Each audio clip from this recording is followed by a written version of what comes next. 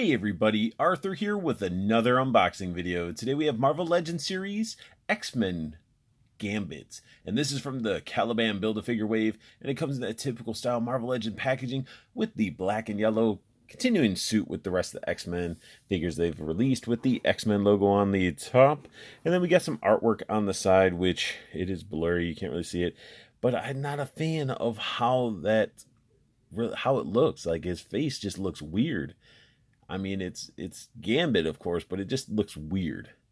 And I don't know, do you guys feel the same? This little artwork of his face, his portrait, it seems weird, you know, and if you guys think so, comment down below, let me know. And then we got the back of the package, and the back is definitely showing off that same artwork that just wasn't hitting right. And then we got some read-up information here, so go ahead and pause it if you'd like to read that. Then we got everybody from the wave with their okay to horrible artwork. And so far, you know, we're at Gambit. We did Beast, Weapon X, we did Forge, we did Blink.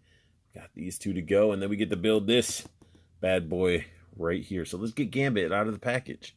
Remy out of the package actually looks very, very nice. And he comes with some accessories. He comes with his staff, and the staff itself, it definitely is just gray plastic with some notches throughout.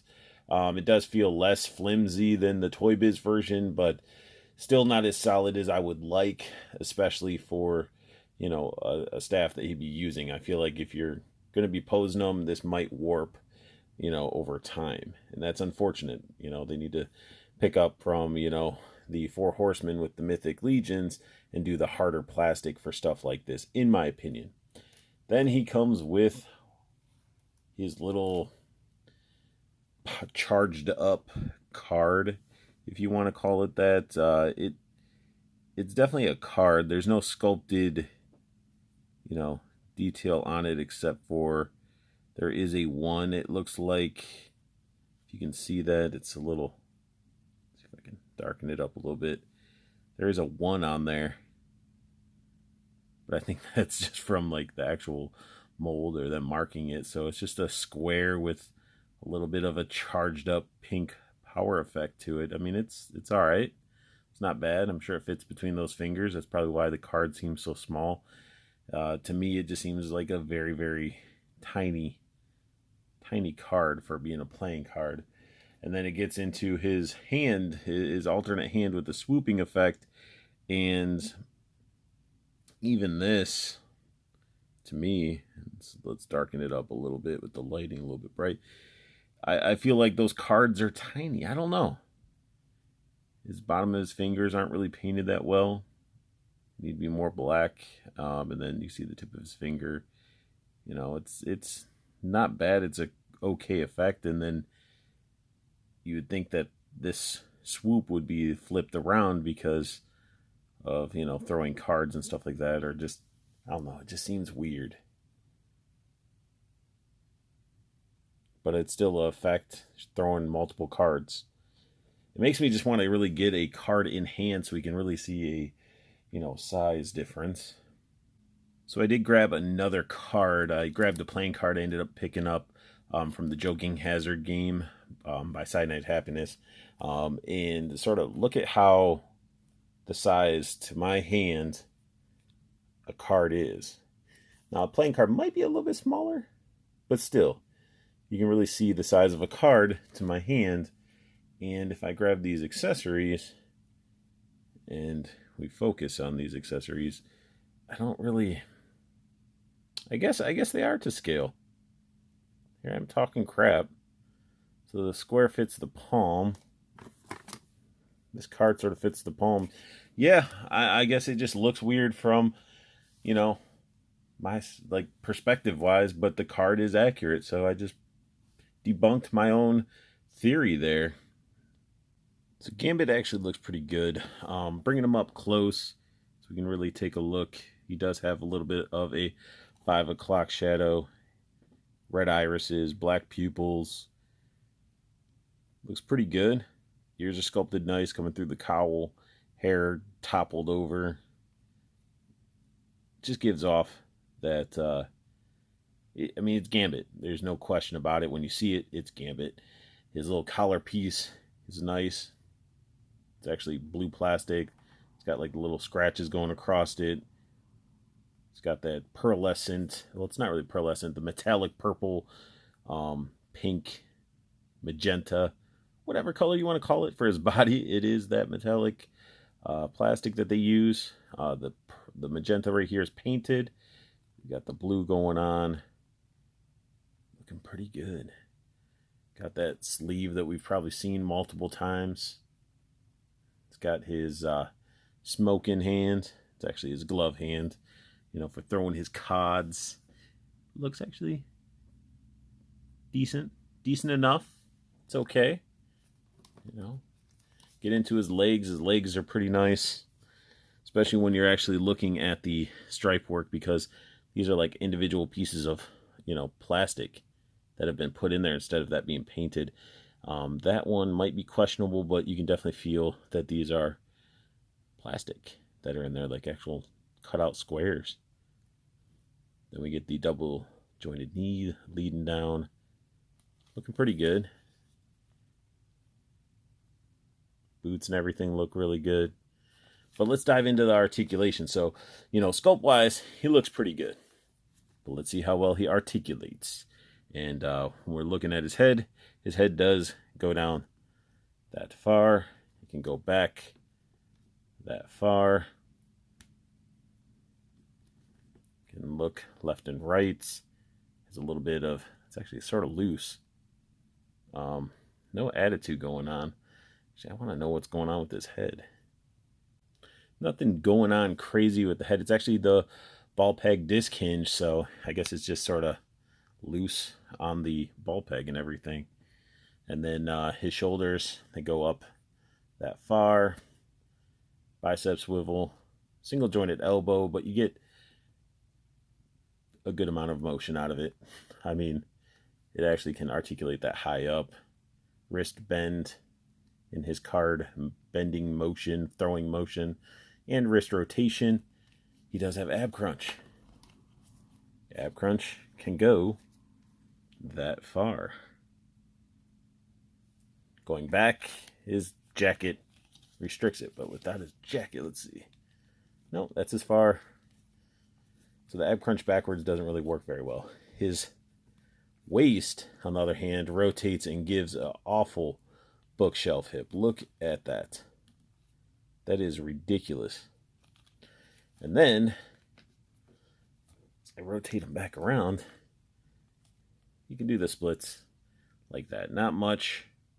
No Van Damme action. You know, you can just go that far out. He has the thigh cut. You can do a Spartan kick, almost like a field goal, basically. Got that nasty pink peg coming through. Double jointed knees that work very well. Then we get the ankle bend. And we get the pivot going on. So plenty of articulation with this guy. But let's just see how well he can pose up with some of his gear. So Gambit poses up quite well, holding onto his charged card. And, you know, he can rest his actual staff on his shoulder. And this is a very nice pose. I might actually have him posed up like this, you know, with the charging of the card. He just has sort of a little bit of cockiness to him. And I think it looks very, very good. I mean, something as simple as this pose, and it's a Gambit that we've been needing for a while now. This Gambit is disgustingly awesome. Like, he is awesome. And I am using a broken Toy Biz flight stand to sort of prop up his jacket a little bit, give him a little bit more balance, because I really wanted to get him into that dynamic pose. He's just sort of like in mid-run, throwing his cards. You know, he could be taking out the leg of a sentinel. It just looks awesome. I really, really like this. You know, it's nice. And definitely that's why, you know, if with broken stands and things like that, you can always utilize them. So if you get a figure with a stand, don't throw it away. Even if you're not using it right away, there's other ways that you can multi-purpose stands. But I like the card swipe. I wish the swoop was a little bit better and a little bit more realistic, or I guess I shouldn't really say realistic, but more I guess, accurate, but it looks quite awesome. So you can see I just sort of have him floating on that stand, but definitely an awesome, fun figure to pose up. And let's go ahead and do one other thing before I end this review. And it's comparison time. We got Hasbro Gambit, and we got the Toy Biz, looks like a Gambit on meth. And this Gambit has held up for ages, for many, many years. It came with the soft goods jacket, which still to me is a very nice thing, because if you don't want him wearing the jacket, you just take it off. Unlike this guy, where his arms are sculpted into a jacket, and you're pretty much stuck with him in a jacket. And that's sort of a bummer, because who wouldn't want to have the flexibility to remove a soft goods jacket to have him with or without it? And, you know, let's get into a little bit of a close-up. The hands, the Toy Biz one has the articulated fingers, but very similar style card throwing hands. But let's get in here. Let's take a look at the faces. Yeah, he just has a weird little smirk to him. Yeah, Toy Biz 1 definitely is held up, but Hasbro, I think, has definitely taken the torch on that one. But I do like the purplish pearlescent they used on the plastic here, the darker blue in the collar and everything. And the collar actually has that shading and stuff. It looks a lot better than the Hasbro one. The Hasbro one is very bright and is just plastic representing it. Boot wise, they're pretty close to the same quality of boots. And let me untie this little knot here so we can open up the robe. Ooh, let's see what he has underneath the jacket. But I just really wanted to get a better look at the belt and everything.